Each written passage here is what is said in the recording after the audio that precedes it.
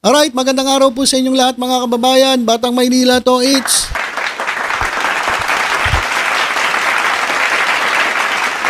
Ito pong si Robin Padilla ay bumaba na po bilang presidente ng PDP Laban. Bumaba na o pinababa? Baka naman pinababa, baka pinatalsik kasi wala namang walang kwenta mga kababayan eh. Diba? Kukuha kasi kayo ng presidente ng partido. Yung pang yung pang sablay. Bakit daw? At basahin natin itong statement ng PDP. Sabi, Senator Robin Padilla has taken a leave as president of the PDP Laban. Bakit? To focus on his duties as legislator in the 20th Congress. Magpo-focus na raw siya sa kanyang trabaho. Tagal na yung focus na yan eh. Dati mo pa sinabi yung focus na yan eh. Diba? Kahit naman na mag-focus ka, parang wala naman nangyayari. Kaya itong taong bayan na bumoto sa'yo, hinihintay lang matapos termino mo eh. Kasi parang diba? Parang tanga lang eh. Baka mag-focus ka sa pagbubuhat nung karton ni Duterte. At magbantay dun sa dahig. Diyan po sa The Netherlands. Para makakonsentrate siya doon kasi napapabayaan niya raw itong kanyang partidong PDP Laban. Ewan ko sa'yo. Biruin mo, magpo-focus. Tagal mo na, ilang taong ka na, 3 years na nakalipas. Ngayon ka palang magpo-focus. Ibig sabihin, 3 taon. 3 taon yung sinayang mo na hindi ka nakafocus. Bakit sa ka nakafocus? Biruin mo, halos nung break, nandun ka lang sa The Netherlands. Kinakausap mo yung standee, yung karton ni Duterte. Tapos, binubuhat mo pa. Doon ka nakapokus dati. Siguro nagising na siya. Sa katotohanan, na pinagtatawanan na siya ng taong bayan. Pero after 3 years mga kababayan, bigla na magpo-focus sa trabaho. Etong si Robin Padilla. Tingnan natin mga kababayan kung talaga magpo-focus to kasi dati pa naman itong nagsasabi magpo-focus. Wala rin naman nangyari. Focus, tagal yung focus. Baka naman hocus-pocus ang gagawin mo. Dahil nga po dito, si Sebastian Basi Duterte na ang mangunguna sa PDP Laban. Siya po ang mag-assume ng presidency based sa rule of succession dyan po sa party constitution. Sabi ni Robin Padilla, layunin ko pong ituon ang aking atensyon sa aking tungkulin bilang senador. Talaga lang Lalo na sa paghahanda sa pagbubukas ng 20th Congress. Ano ba ginawa nito nung 19th Congress? Ang dami pong naging hearing dyan. Nakita natin, chicha lang ng chicha, kain lang ng kain. Diba? Kain lang ng kain. Tapos, yung dalawang senator, nag-aaway na sa harapan niya, wala siyang ginagawa, nakatunga lang. So, ngayon magpo-focus na siya. Magpo-focus na sa kanyang trabaho. Bantayan natin, tingnan natin kung may pagbabago dito kay Robin Padilla. At ito pa mga kababayan, ito namang si Senator Ronald Bato de la Rosa. Hindi ko alam kung talagang senator to. kasi di ba, nag-share ng isang video na kung saan yung estudyante ay sinasabi na siya ay hindi agree sa impeachment ni Sara Duterte. At nirepost ni Bato de la Rosa at meron siyang caption na sabi niya, buti pa ito mga kabataan, nakakaintindi. Ayun pala, mga kababayan, AI generated. Ibig sabihin mga kababayan, yun po ay hindi po sentimento ng totoong tao. Kasi AI nga artificial intelligence. And ginawa yun ng isang Duterte supporter. Sigurado yan, ginawa ng Duterte supporter. Tapos, etong si Bato de la Rosa, nalaman niya lang na AI doon sa mga comments. Kaya nga alam ko, dinelete niya Kasi nakakahiya. Isa kang senador, tapos magogoyo ka ng isang AI video. At eto, mga kababayan, hindi pa niya matanggap yung kanyang pagkakamali. Talagang ginasify niya pa. Sabi niya, sabi ko, kung AI man yan, may punto ang gumawa. Kung hindi yan AI, may punto ang mga bata na nagsasalita. Either way, the point is very clear and I agree with that point. Ang sabi niya, may punto raw yung AI.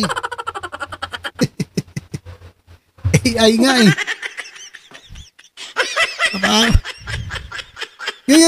Yung sinabi nung AI ay punto nung Duterte supporter na gumawa ng video. Pero wag mong sasabihin na yan ang sentimiento ng mga bata o mga kabataan. Dahil sa totoo lang, maraming kabataan ang nagagalit sa'yo, Bato de la Rosa. Ito, may papakita ako sa inyong video na hindi po ito AI at ito po ang totoong sentimiento ng mga kabataan tungkol po sa impeachment ni Sara Duterte. Ito guys. Sir po ma-impeach, hindi? Yes. Yes. Ikaw kuya? Yes po. Yes. Yes po. Yes. Ate, bakit deserve ko ma-impeach? Saan mo kasi dinala yung confidential po? Deserve ko ba bang ma-impeach? Bakit? Medyo. Ikaw yun po. Parang deserve na. Parang deserve ko. Bakit po? Hindi mo naman nagagampanan yung role. Yung roles mo. And Paano po May kayo panahon na para magpahinga ka. Panahon na para magpahinga ako. Hindi naman ako napapagod. Nagtatrabaho naman ako. Hindi ka kasi napapagod kasi wala ka namang ginagawa. yeah. Parang incompetent o gano'n. Wala kang ginagawa para sa Pilipinas. Puro ka confidential funds, gano'n. Grabe kayo sa akin. Taga Davao ako eh. Ay, totoo. Pero gusto mo ako ma-impeach. Huwag naman, best. Taga-Davao ko eh. Dapat supporta ka sa akin. Impeach pa din. Ate, deserve ko bang ma-impeach? Impeach, charot. Bakit naman po ako deserve ma-impeach, ate? Explain nyo kung bakit deserve ko ma-impeach, ate.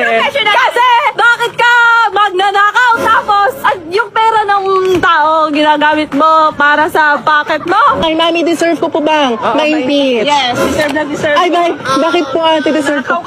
Knowing that she's the head of the Department of Education, tapos hindi naman lang maayos na ginampanan yung position niya as the Vice President. Yung questionable kasi doon is parati hindi siya nag-a-attend ng mga hearings. Kung uma-attend naman, sinesegue niya sa ibang way yung answers niya.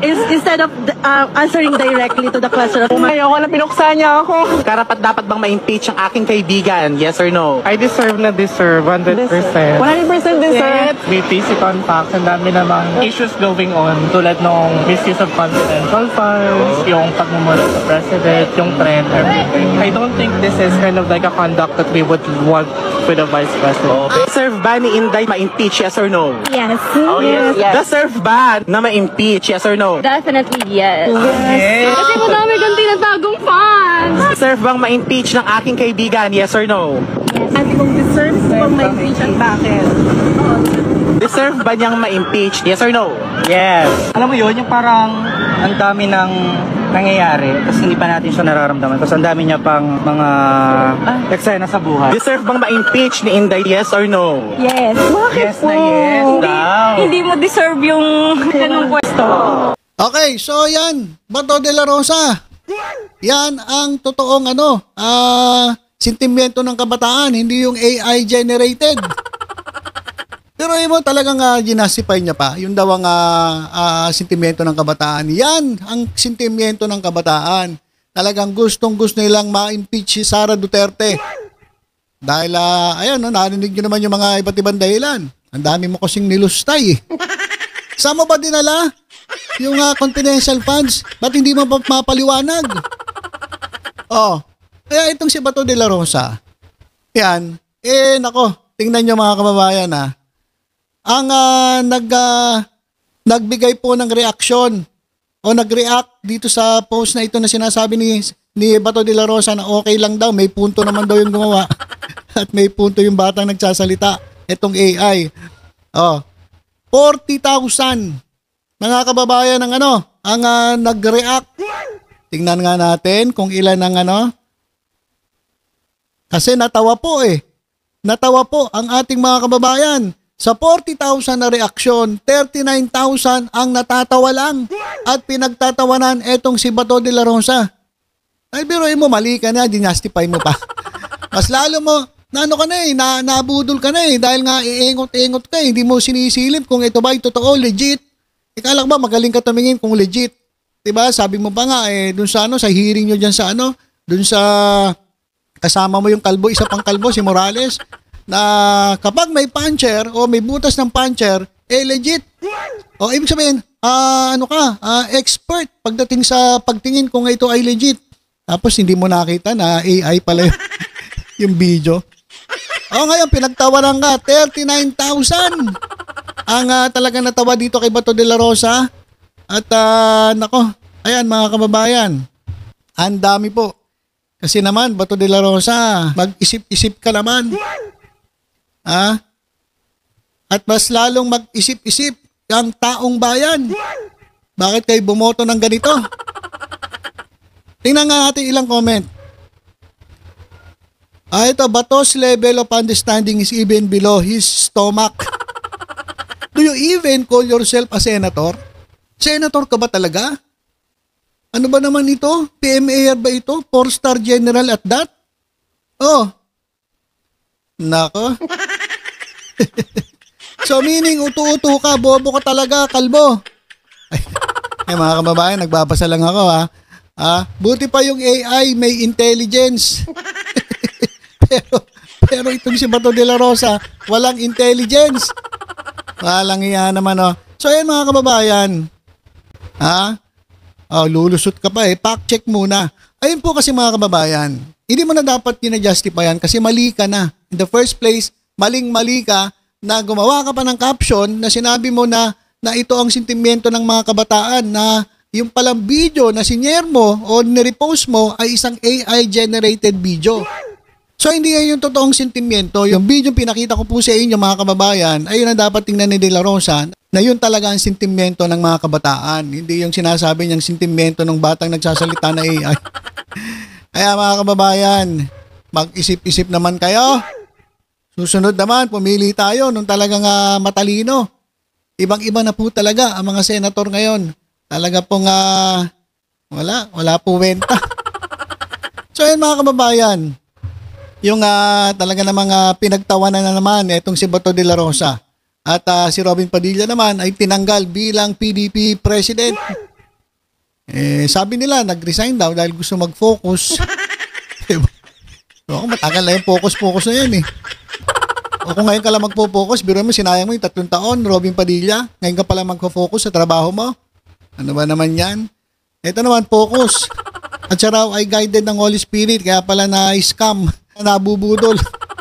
Nabubudol na itong AI-generated videos. So, alam po muna mga kababayan, dahil po talagang ob-ob dyan po sa dyan po sa Senado. Meron po talagang ob-ob at meron po nagtatanga-tangahan. Kaya kawawa po tayo. Kawawa po ang bansang Pilipinas kapag ganito ang inilalagay nating mga public officials dyan po sa Senado. Okay, so muli, tutok-tutok lang po dito sa Batang Maynila to ay sa iba pang updates. Ingat po tayong lahat. God bless po.